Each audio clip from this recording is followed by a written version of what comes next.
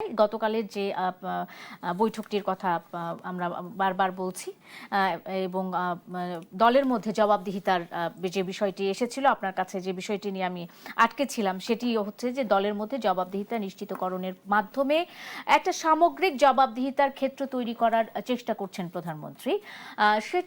সেই বার্তাটি আসলে তৃণমূল পর্যন্ত পৌঁছাচ্ছে কিনা, পৌঁছালো কিনা, আপনি কি মনে করেন? হাবিবুর রহমান হাবিব।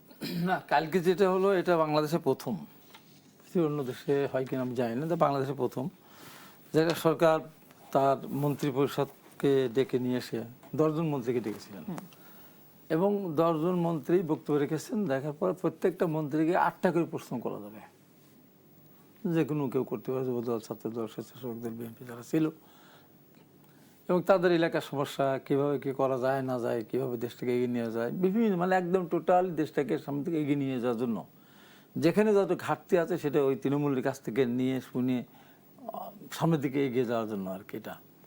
তো সেখানে দেখেন একটা অদ্ভুত ব্যাপার, এই যে আমরা একটা নির্বাচন করলাম, যে একটা সুষ্ঠু নির্বাচন হলো, 212টা আসন পেলো বিএনপি, তারপরে কিছু কিছু অনিয়ম হয়েছে, হয়নি তা তো না, যেন আমার ওখানে হয়েছে, মামলা করেছি, আগামীকাল আমার কিছু তারিখ আছে, প্রশাসন প্রচুর অনিয়ম করেছে, সেটা আমি উল্লেখ করেছি। তারপরে নির্বাচনটাকে আমরা গ্রহণযোগ্য হিসেবে মনে করে নিয়েছি আর কি। আমাদের তো অনেক দুঃখ কষ্ট আছে মনের ভিতরে, আমরা কিন্তু ওগুলো বলতে যাইনি। আমার দেশটা যেন সামনে এগিয়ে যায় এবং প্রধানমন্ত্রী এগিয়ে নিয়ে যেতে পারেন, সেটি আমাদের সবার উদ্দেশ্য এবং আমাদের সেইভাবেই আমরা কথাবার্তাগুলি বলেছি। মনে হচ্ছে একটা পার্লামেন্ট, আমার এলাকার এই রাস্তাটা ভাঙা আছে, এতদিন ধরে পড়ে আছে, মাননীয় মন্ত্রী এটা হবে কিনা, পার্লামেন্টে জিজ্ঞাসা করে, ঠিক ওই রকম পার্লামেন্টের একটা ওখানে আদল কালকে ছিল।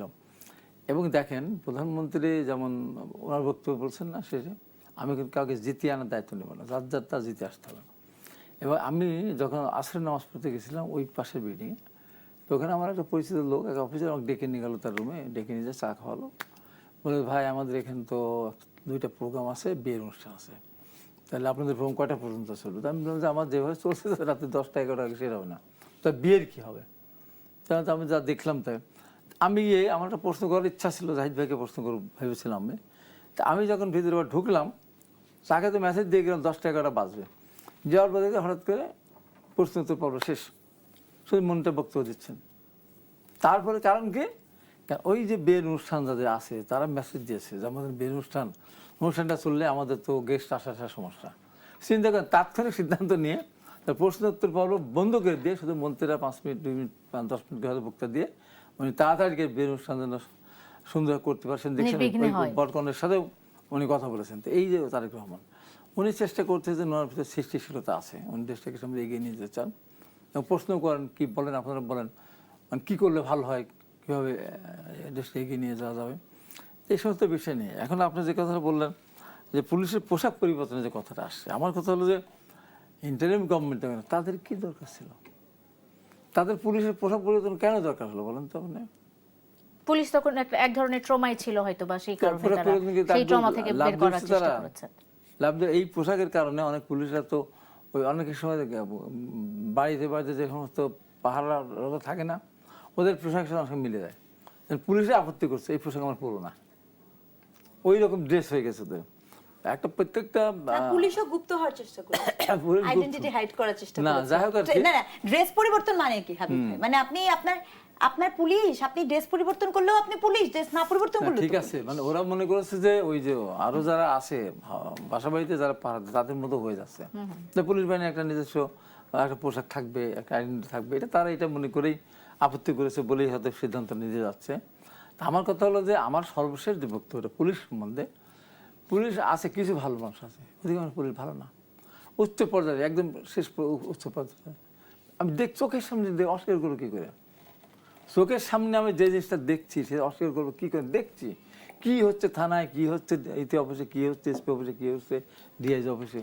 এই যে চাকরি গেল মাঝখানে 1-1.5 বছর গেল না, 16-18 মাস, একটা লোক বলতে পারবে যে আমরা একটা লোক চাকরি দিয়েছি, আমরা একটা বলেছি যে একটা লাইনে দাঁড়িয়েছি একটা কনস্টেবল তাকে চাকরি দেন, ও বলছে ভাই এখানে আমাদের করার কিছু না। কিন্তু আসলে কি তাই? আসলে কি স্বচ্ছভাবে হয়েছে? না, স্বচ্ছভাবে হয়নি।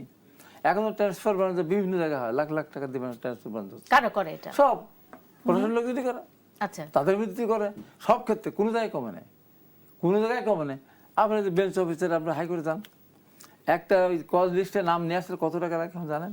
আগে রাখতে 2.5 লাখ টাকা লাগে, সিরিয়াল তার পিছিয়ে চলে যায়। সর্বত্র দুর্নীতি, এই দুর্নীতি বন্ধ করুন কি করে?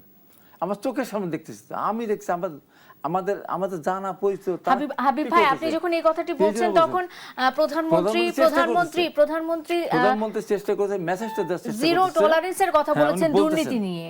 তো সেক্ষেত্রে দুর্নীতি দমনে বা দুর্নীতি মোকাবেলায় নিয়ন্ত্রণে কি করবেন প্রধানমন্ত্রী যখন এরকম হারে দুর্নীতি হচ্ছে? হয়ে আছে, এটা রক্তের ভিতরে মিশে গেছে।